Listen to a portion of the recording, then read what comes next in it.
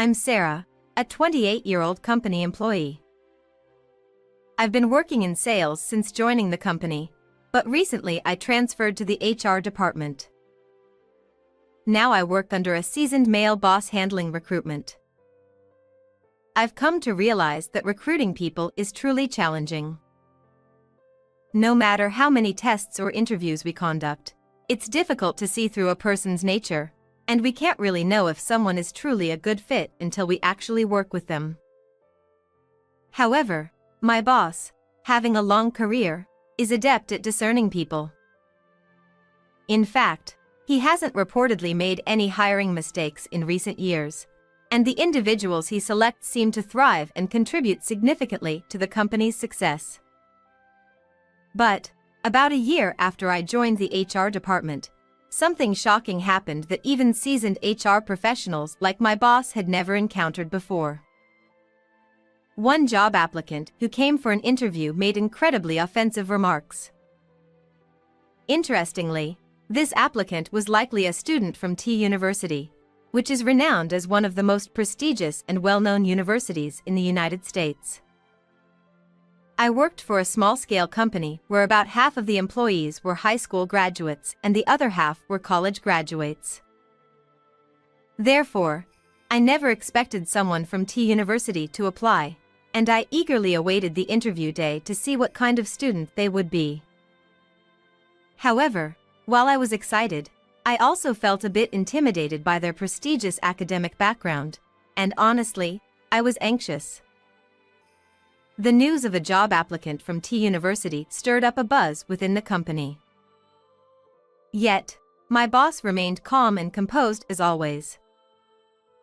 He didn't show any particular excitement or anxiety, and he was calmly preparing for the interview. Watching my boss behave like that, I truly respected him even more. On the day of the interview, George from T University arrived at the company, and as I had imagined, he looked like a capable young man. He had a good posture, had a nice smile and dressed smartly in a suit. As the interview began, he answered every question clearly without hesitation. He occasionally showed thoughtful gestures, but he never became nervous or spoke in a quiet voice, and remained confident throughout the interview. As a recruitment officer, I was most curious about why someone with a prestigious education like George chose to apply for a position at a relatively unknown small to medium-sized enterprise rather than a large corporation. He explained passionately that he saw potential in our company and wanted to contribute to its growth and development. I felt delighted that our company was chosen by a student from T University. Before the interview even finished, I was convinced that he would be hired. Not only was his educational background impressive, but his responses were also perfect. He's undoubtedly smart, and he would certainly be a good influence on the company. However, what happened next shocked me. After the interview ended and George left, my boss surprisingly said, "We're not hiring him." "What? Not hiring him?" I exclaimed in disbelief, as I naturally assumed he would be hired. He graduated from T University. He's an excellent applicant, so why not hire him? This is an opportunity not to be missed. Considering there are many other companies in our industry, a student from T University should have opportunities to aim for larger-scale companies with higher salaries. However, he chose our company and expressed that it was his first choice. Moreover, there were no issues during the interview, so why did my boss easily decide not to hire him? However, the boss then asked me, "Didn't you realize his true color?" "Huh? His true color?" I was completely puzzled and taken aback. "I've been in recruitment for many years, but I've never encountered such an outrageous job applicant before." He gave me a wry smile. Then he showed me something. It was George's resume. However, I still had a puzzled expression on my face.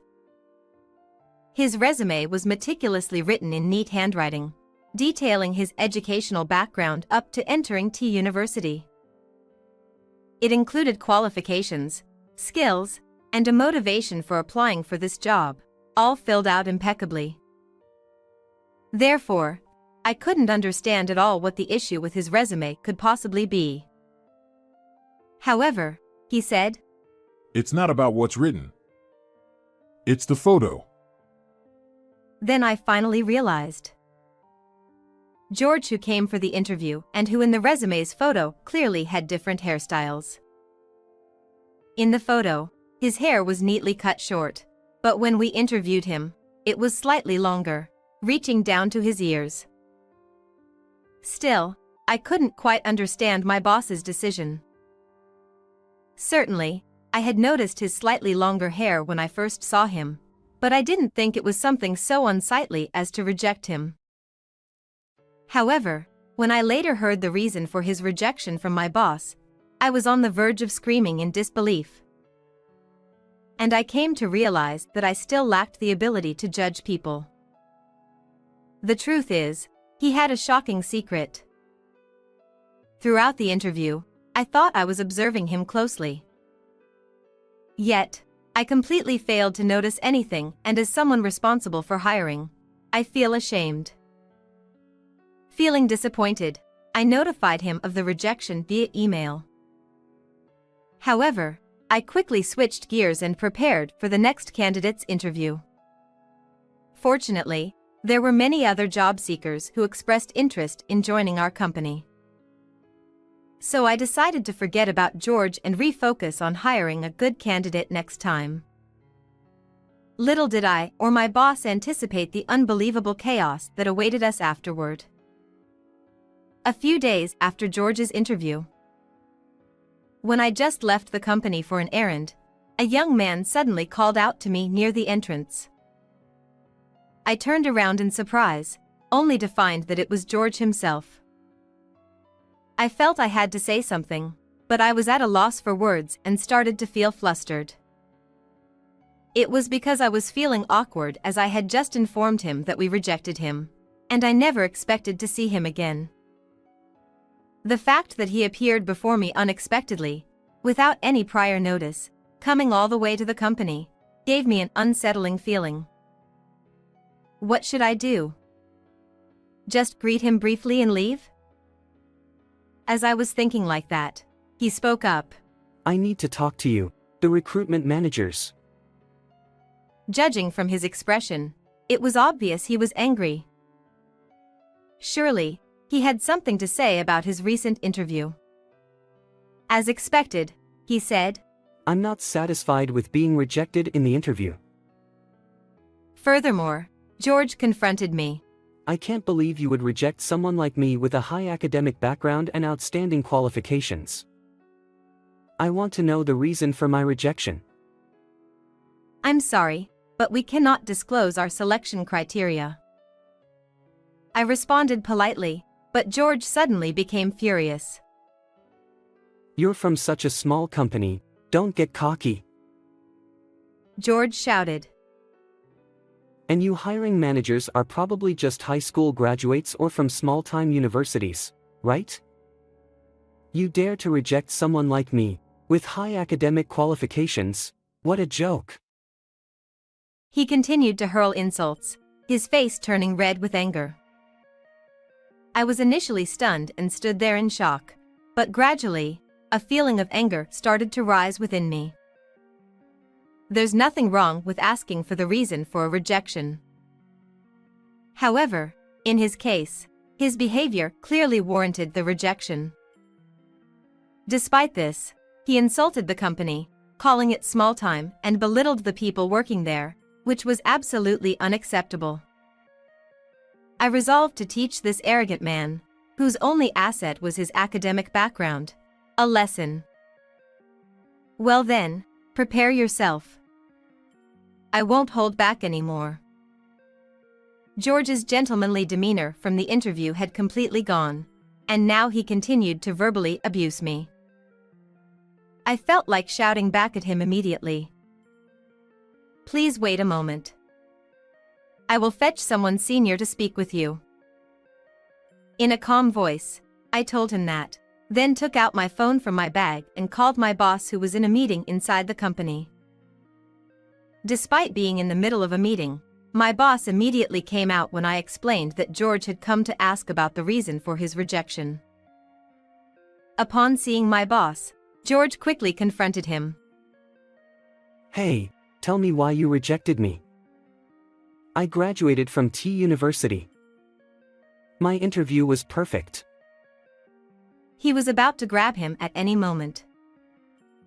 I felt a mix of anger and nervousness at George, who was being disrespectful to someone who was much older than him.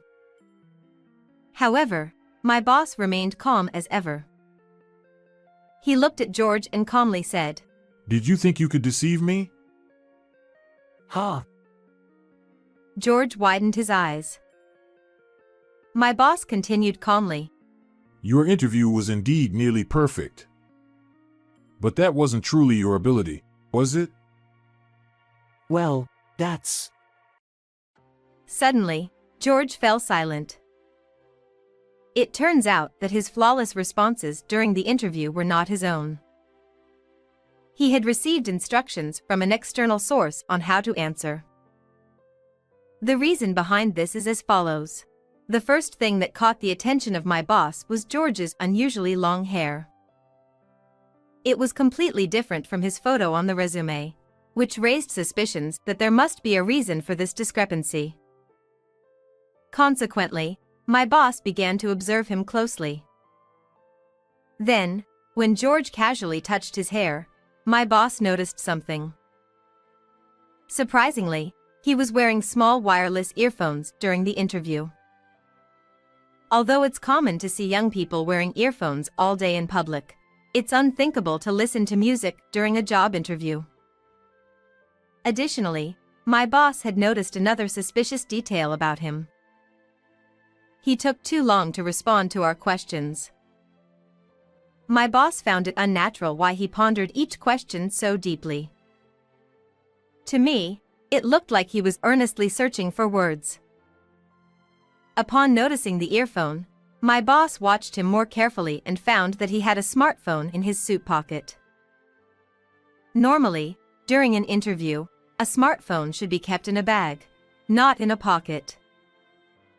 This confirmed my boss's suspicions.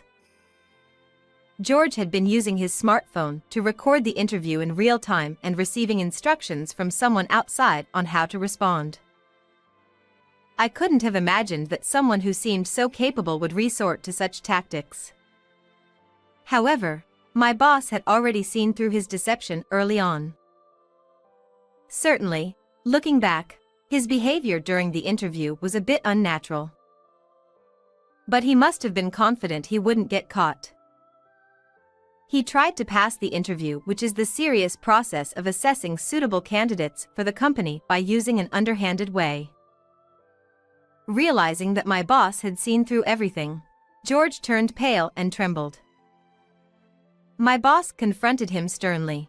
Why did someone as talented as you, a graduate of T University, decide to cheat? Is there any proof that I cheated? He shouted, trembling. It seemed he still wasn't going to admit his wrongdoing, but he had no grounds left to act superior. I showed him the screen of my phone and said, I don't need any evidence when you're practically admitting it yourself. What? He froze again. What I showed him was a post from his social media account. After the interview, my boss told me about George's suspicious behavior, so I was secretly checking social media.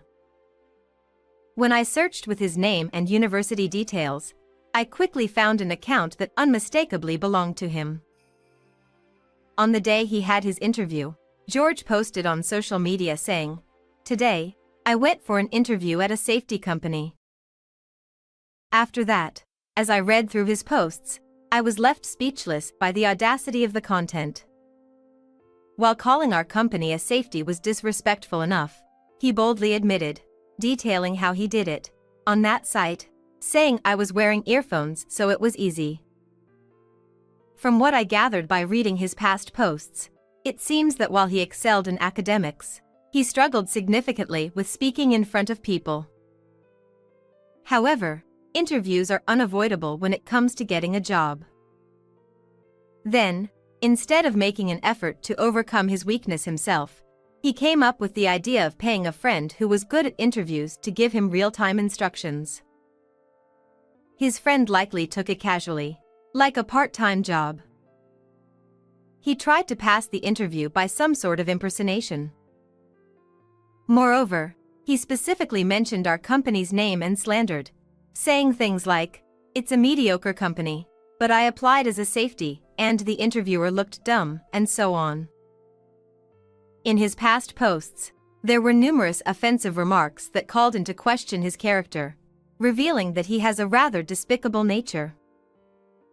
He likely posted about his cheating as if it were a heroic tale. Perhaps he underestimated the risk, believing he wouldn't get caught if he didn't use his real name. Faced with the evidence, George stood in stunned silence for a moment. I don't care if you found some random posts online. But he tried to act tough. Your company is just for insurance anyway. I'm a student from T University. I'll definitely get an offer from a major company. He continued to glare at my boss and me arrogantly. Unfortunately, you might not get an offer from anywhere. However, I responded with a dismissive laugh. What? What did you say? George's face contorted in dismay. I've already informed the university about this incident. Well, someone like you, who can't even get through an interview without cheating, probably won't get hired anywhere. What? George muttered in despair. If the university found out everything, even if he had an offer, it would likely be revoked. I feel sorry for him, as confident as he was, but we didn't want to let him cause any more damage in the industry.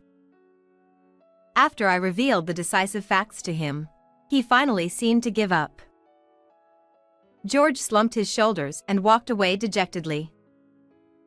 Afterwards, I heard George was reportedly rejected by the major company he applied to as his first choice, as well as by several other companies. Our informing his university about his misconduct likely played a role, but I believe that other companies' HR departments also checked his posts on social media. No matter how impressive one's academic credentials are, if their character is severely lacking, no company would want to hire them. As a result, George, having become a job seeker again after these events, seems to have started looking for part-time jobs just to get by. Because he had relied on cheating all this time and had never properly attended interviews, he couldn't even pass job interviews for part-time work. Consequently, it seems he has become a highly educated jobless man, having a miserable life. Meanwhile, his friend who assisted him in cheating also faced consequences.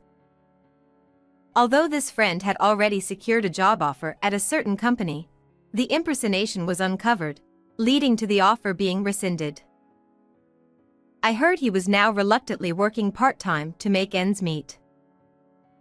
Both of them brought this upon themselves, but they are still young and presumably talented.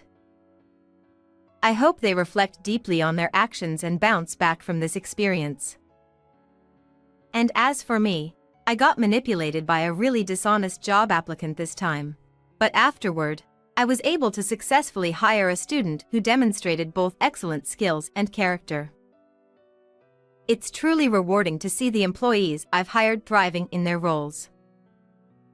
While it might take some time for me to develop the ability to assess people like my boss does, I'm determined to continue giving my best in this fulfilling job.